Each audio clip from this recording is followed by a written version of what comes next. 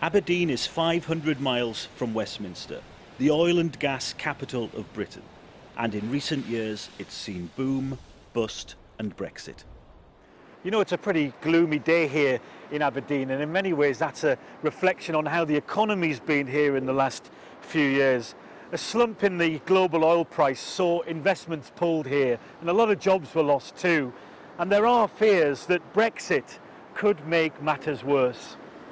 It's the start of a long journey for me to discover what people really think about Brexit. And it begins here, a small shop owned by Zoe James in the heart of Aberdeen. Hello, Zoe. Hello. This is fantastic. Thank you very much. So how long have you had this place? 4.5 years. We opened in November 2014, yeah. I think that we've kind of lost our way a bit, and I think we should be more self-sufficient and depend on ourselves. How do you feel about the way that Brexit has panned out? I'm very frustrated. I have a huge amount of sympathy for Theresa May. I think I wouldn't necessarily have voted for her. I wouldn't. But that doesn't change the fact that she's taken on an impossible task, and she will never be thanked for it. There are 6 million small businesses in the UK, all pretty keen to find out how Brexit might affect them. So I've come to chat to Craig Willocks, who owns this bookshop. How do you feel about the way that the Brexit process has been dealt with by politicians? To be honest, I think when the votes came through initially and we'd sided on, going for the Brexit side of things, I think there was a lot of surprise throughout the world that we'd done that. I felt a certain amount of embarrassment that we were doing this. And the whole process since then, if anything, it's just made me as a sort of British person, Scottish person, a bit more embarrassed. I wish, in my heart of hearts, that we weren't doing it, but I guess people have voted for it, so we've not got much choice in the matter. But no, it's not affected me personally or my business massively, no. So if Brexit is there, but life goes on. Life carries on, yeah. Well, it's lovely to meet you. You too. I'll see you very soon. I'm going to continue on. I think that's how Theresa May negotiated that deal with the European Union. Not everyone is taking Brexit so seriously. Anyone saw that photo opportunity she went on at the end of last year? Comedians like Vladimir McTavish are having a field day at Brexit's expense. I can think of no better metaphor for her government than that. Blindly heading off with no one in control. Brexit, the unlikely ingredient to a Saturday night out. Waste of time. We just need to accept that it was a bad idea.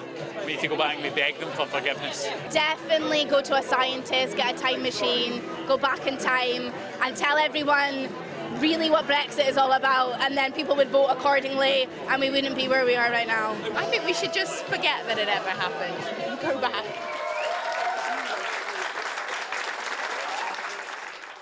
I'm leaving Aberdeen to head south into the northeast of England. On the train I meet Hilary Race, a manager in the NHS who voted Remain. How do you think this story will end? How do you think the Brexit story will end? Like 5-10 years and we go, God, remember Brexit? Yeah, personally I hope it Remain.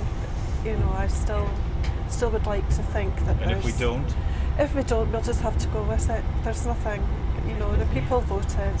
It might not be that bad though, might it? It might not be that bad. It might not be that bad.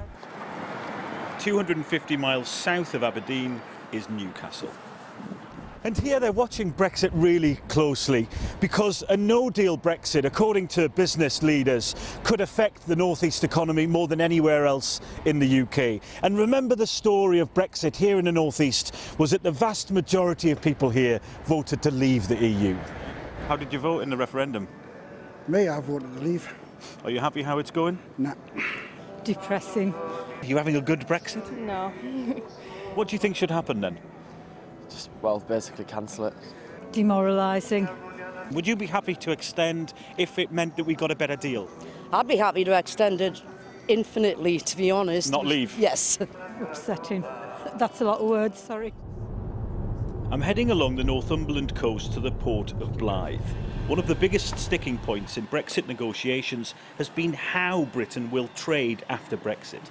and ports across the country are watching those negotiations very closely. We have seen the uncertainty around Brexit has perhaps put a pause on a couple of investments, not our own, where we invested more last year than in the previous 2 or 3, but 1 or 2 of the potential inward investors to the port are perhaps waiting to see what happens with Brexit. All we need as British ports is for that uncertainty to be concluded, and we can go on to continue to do the vital role we do for the economy. But also we add that extra layer of uncertainty, don't we? That not only do we need to solve the uncertainties surrounding Brexit generally, yes, but when on earth we're going to leave. Well, that's right, and it is not just about whether we have tariffs or not, it's just knowing what that final conclusion is, and is it going to be delayed for 1 month, 2 months, 3 months, 2 years, who knows?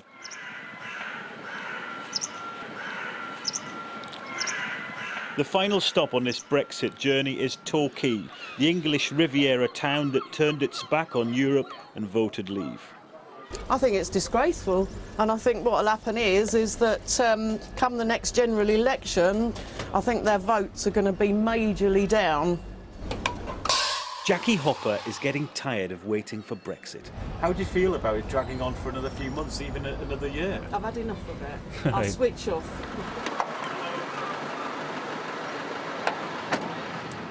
Anne Dolby swapped her teaching job for a taxi cab a few years ago.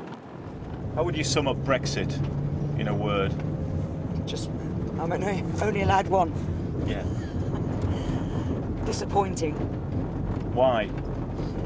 Because nothing's happened. It's been 3 years and nothing's happened, and I just feel like it's all internal politics, got nothing to do with what the British people want. It's funny though, isn't it, Anne, because Torquay and this area voted quite heavily to leave. Do you think that was a mistake? Do you think you might see some negative effects?